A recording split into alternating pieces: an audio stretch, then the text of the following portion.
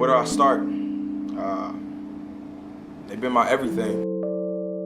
Literally being my just like heartbeat in the veins through my body. I think my mom is my heart and my best friend, and then my dad just always makes sure that I'm alive.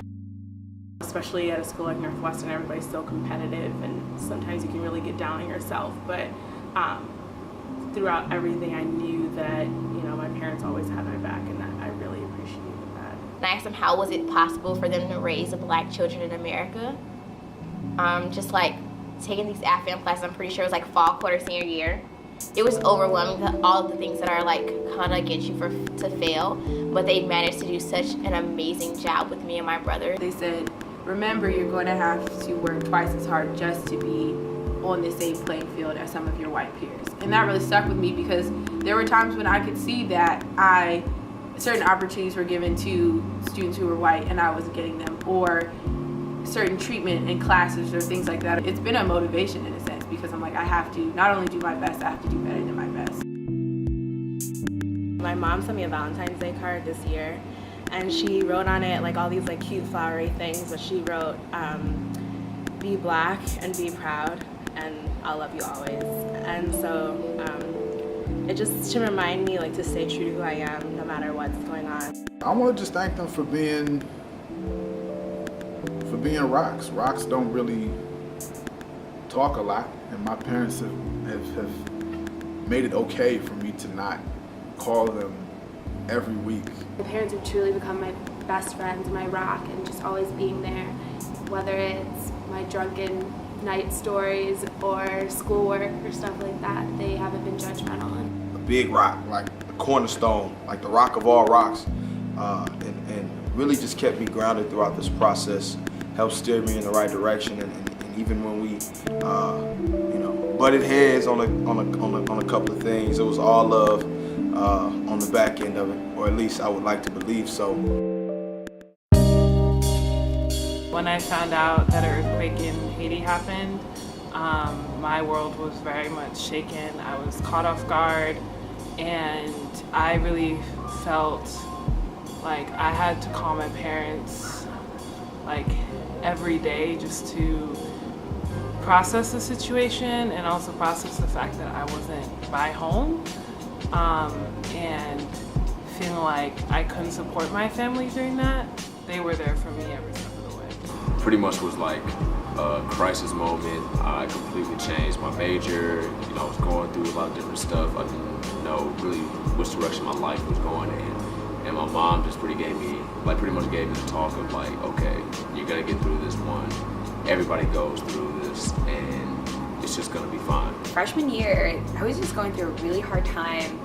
I didn't understand things as quickly or as well as some of my classmates, and I called her one morning after I practically pulled an all-nighter. She actually called me, and she said, something isn't right, are you okay? And I said, Mom, I'm not. The people that walk around tech are zombies. And I said, I don't want to become a zombie.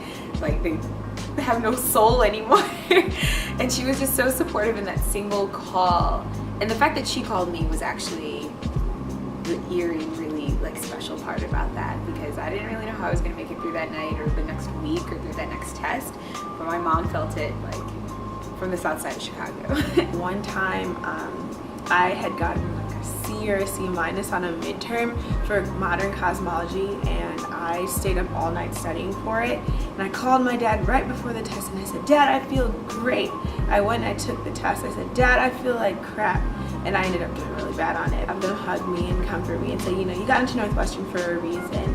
And that's because you're intelligent, you're smart, and you're bigger and better than the different professors and the different tests that you've been taking. They were really supportive of me going abroad.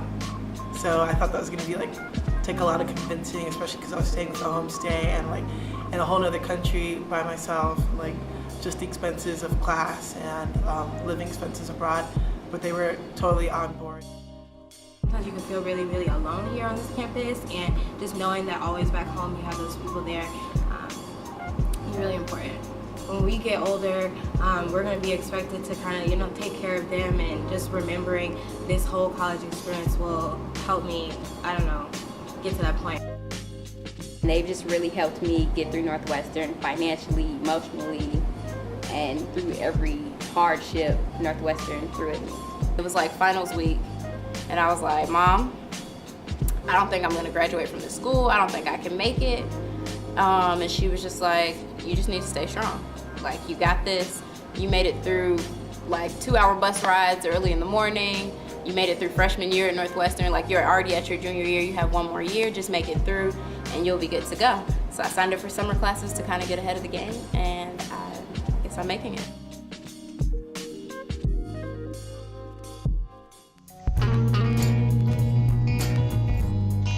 Honestly, them just saying that they're proud of me. I think me being a first-generation college student, just being here at Northwestern is probably one of the biggest accomplishments I've ever experienced in my life.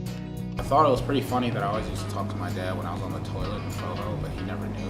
My mom would send me these gift baskets, I guess, freshman, sophomore year. I wasn't expecting that because she's kind of cheap, but she did it, and it was meant a lot. And then my dad came and visited me in Paris twice when I was abroad. My grandma always says, us croons, we take lemons, we don't make lemonade, we make lemon meringue pie. So that's what I do. I try my best to make lemon meringue pie. For my 22nd birthday, which was this year, they both came up here, and I share a birthday with my mother. So they came up here, took me to lunch, and then we kind of sang happy birthday together, and that meant a lot. Just sacrificing for me to be here and to stay here. They've done above and beyond what anyone could expect of them, and I'm really appreciative of that. Thank you. Thank you. Love you guys. I love y'all. You're the best. Thank you. I love you guys so much. Thanks, Mom and Dad. I love you guys. Thank you. I love you. Thank you for everything. I love you, Mother and Father. Mwah.